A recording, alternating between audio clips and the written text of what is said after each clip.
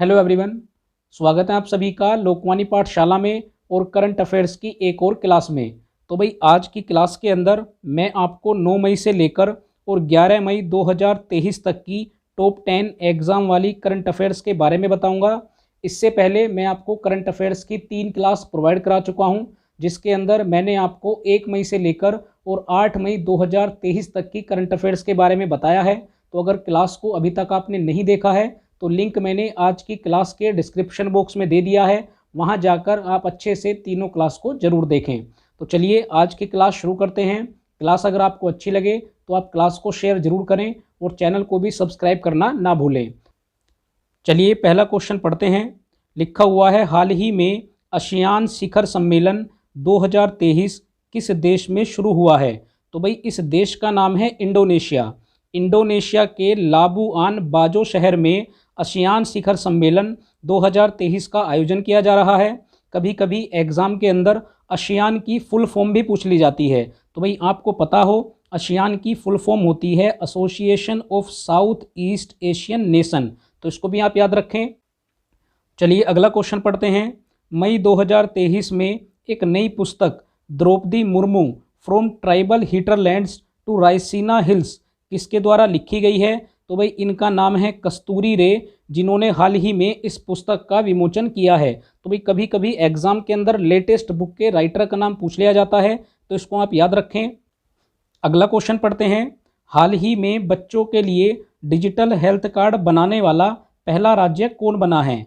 तो भाई इस राज्य का नाम है उत्तर प्रदेश। उत्तर प्रदेश सरकार ने ये घोषणा की है कि आने वाले समय में सभी बच्चों के लिए डिजिटल हेल्थ कार्ड बनाया जाएगा और इस डिजिटल हेल्थ कार्ड को बच्चों के माता पिता या स्कूल के प्रिंसिपल या कोई प्रशासनिक अधिकारी साइट से डाउनलोड कर सकता है। इसके अलावा इस डिजिटल हेल्थ कार्ड पर बच्चों को 25,000 तक का स्वास्थ्य बीमा का लाभ भी दिया जाएगा। चलिए अगला क्वेश्चन पढ़ते हैं। हाल ही में किस राज्य में हिंसा भड़कने के बाद केंद्र सरकार ने अनुच्छेद 355 लागू किया है? तो इस राज्य का नाम है मणिपुर। मणिपुर राज्य के अंदर जो आदिवासी लोग रहते हैं और जो गैर आदिवासी लोग रहते हैं उनके बीच जातिवाद को लेकर तनाव काफ़ी बढ़ गया था, जिसके चलते हुए मणिपुर में केंद्र सरकार ने अनुच्छेद 355 लागू किया है। तो चलिए थोड़ा मैं आपको बता देता हूं कि ये अनुच्छेद 355 होता क्या है। चलिए समझते हैं कि अनुच्छेद 355 क्या है। तो भाई लिखा हुआ है, संविधान के अनुसार राज्य में शांति और कानून व्यवस्था बनाए रखना राज्य सरकार की जिम्मेदारी है, लेकिन किसी राज्य पर कोई बाहरी आक्रमण या गंभीर किस्म की आंतरिक हिंसा और अशांति होने पर केंद्र सरकार उस राज्य की कानून व्यवस्था सुधारने के लिए दखल देने का अधिकार रखती है। उसे अधिकार मिलता है अनुच्छेद 355 से। इसके तहत केंद्र सरकार राज्य की पुलिस व्यवस्था, सेना की तैनाती और सुरक्षा सुनिश्चित करने के लिए जरूरी कदम उठाने का अधिकार रखती है।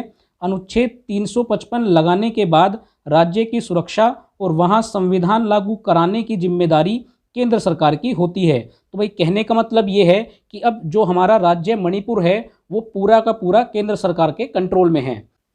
अगला क्वेश्चन पढ़ते हैं।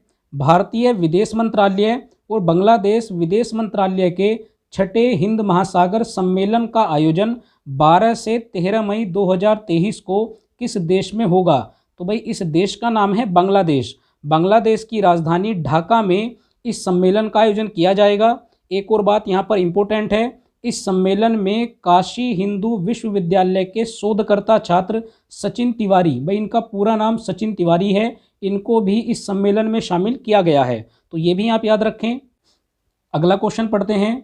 हाल ही में केंद्रीय मंत्री स्मृति ईरानी द्वारा बच्चों की देखभाल और पढ़ाई हेतु किस योजना को शुरू किया गया है?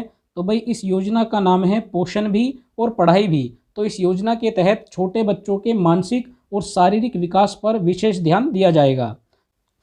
अगला क्वेश्चन पढ़ते हैं। चलने के अधिकार को लागू करने वाला पहला राज्य कौन बना है? तो इस राज्य का नाम है पंजाब। भाई पंजाब शहर के अंदर पिछले काफ़ी समय से पैदल और साइकिल सवार चलने वाले व्यक्तियों के साथ काफ़ी दुर्घटनाएं हो रही थी। तो इस योजना के अंतर्गत पैदल और साइकिल सवार व्यक्तियों के लिए फुटपाथ और साइकिल ट्रैक का निर्माण कराया जाएगा। अगला क्वेश्चन पढ़ते हैं। नई दिल्ली में आयोजित रक्षा अलंकरण समारोह के दौरान राष्ट्रपति श्रीमती द्रौपदी मुर्मू ने कितने वीरता पुरस्कार प्रदान किए हैं? तो भाई इनकी संख्या है 37 यानी 37। तो इसके अंदर 8 कीर्ति चक्र प्रदान किए गए हैं और 29 शौर्य चक्र प्रदान किए गए हैं। तो भाई इनकी कुल संख्या बन जाती है 37। अगला क्वेश्चन पढ़ते हैं। G20 शिखर सम्मेलन 2023 का आयोजन 22 से 24 मई तक कहाँ आयोजित होगा? तो भाई ये आयोजित किया जाएगा जम्मू कश्मीर में। जम्मू कश्मीर की राजधानी श्रीनगर में इस साल G20 शिखर सम्मेलन का आयोजन होगा। अगला क्वेश्चन पढ़ते हैं। वर्तमान में पाकिस्तान देश में चल रहे आर्थिक संकट के कारण पाकिस्तान ने अपना हज कोटा किस देश को दिया है?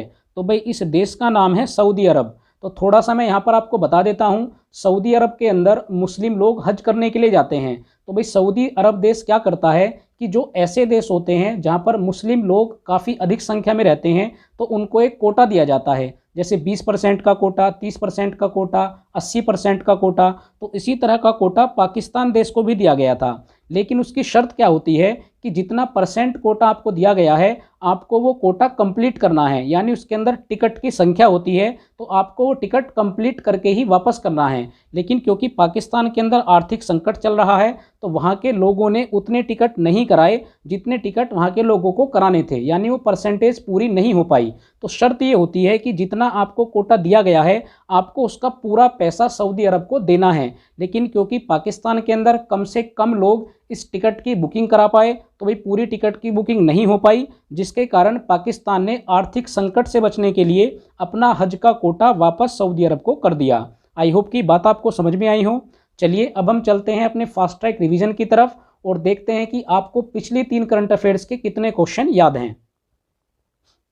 तो चलिए फास्ट ट्रैक रिवीजन की शुरुआत करते हैं और पहला क्वेश्चन पढ़ते हैं। लिखा हुआ है, किस देश के विदेश मंत्री 12 वर्ष के बाद संघाई सहयोग संगठन सम्मेलन में भाग लेने भारत आए? तो पिछली क्लास के अंदर मैंने आपको बताया था कि पाकिस्तान देश से विदेश मंत्री आए हैं 12 वर्ष के बाद संघाई सहयोग संगठन सम्मेलन में भाग लेने के लिए। तो भाई मैंने आपको ये भी बता रखा है कि सम्मेलन का आयोजन गोवा में किया गया है। तो आपको एक सवाल का जवाब देना है, आपको ये बताना है कि पाकिस्तान के विदेश मंत्री का नाम क्या है। तो ये भी मैं आपको पिछली क्लास के अंदर बता कर आया हूँ, तो इसका जवाब आप मुझे कमेंट बॉक्स में देंगे। चलिए अगला क्वेश्चन पढ़ते हैं।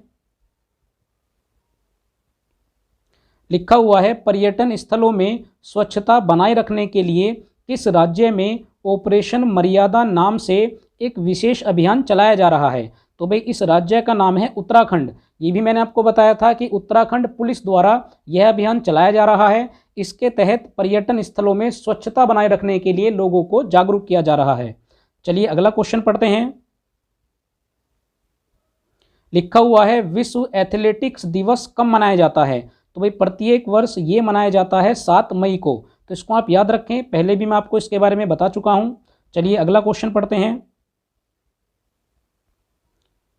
लिखा हुआ है, विश्व स्वास्थ्य संगठन ने कोविड-19 वैश्विक स्वास्थ्य आपातकाल की समाप्त होने की घोषणा किस तिथि को की है?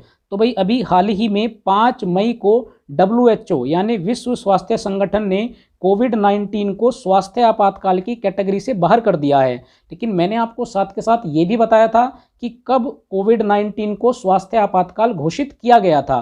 तो वो डेट आप मुझे कमेंट बॉक्स में लिख के बताएंगे कि WHO ने कोविड-19 को स्वास्थ्य आपातकाल कब घोषित किया था। चलिए अगला क्वेश्चन पढ़ते हैं। लिखा हुआ है, मेलबर्न क्रिकेट क्लब, जिसको आप MCC भी कहते हैं, मेलबर्न क्रिकेट क्लब के नए अध्यक्ष के रूप में किसे नियुक्त किया गया है? तो भाई इनका नाम है मार्क निकोलस। ये भी मैंने आपको पिछली क्लास के अंदर बताया है कि ये इंग्लैंड के खिलाड़ी हैं जिनको वर्तमान में मेलबर्न क्रिकेट क्लब का अध्यक्ष बनाया गया है। तो चलिए आज की हमारी ये क्लास कंप्लीट होती है। आई होप कि फास्ट ट्रैक रिवीजन के सभी सवालों के आपने भी सही जवाब दिए होंगे और आपने पिछली 3 करंट अफेयर्स को अच्छे से देखा होगा। तो फिलहाल इस क्लास में इतना ही है। क्लास अगर आपको अच्छी लगी है तो क्लास को आप शेयर जरूर करें, चैनल को भी सब्सक्राइब करें। लोकवाणी पाठशाला चैनल का नाम है, खुद भी सब्सक्राइब करें, अपने साथ पढ़ने वाले दोस्तों से भी सब्सक्राइब कराएं ताकि उनको नई नई एग्जाम वाली करंट अफेयर्स की जानकारी हो और हर आगे आने वाली क्लास से आप सभी लोग अपडेट रहें। तो अगली क्लास में कुछ नए करंट अफेयर्स के साथ वापस आप लोगों से मुलाकात होगी। Thank you.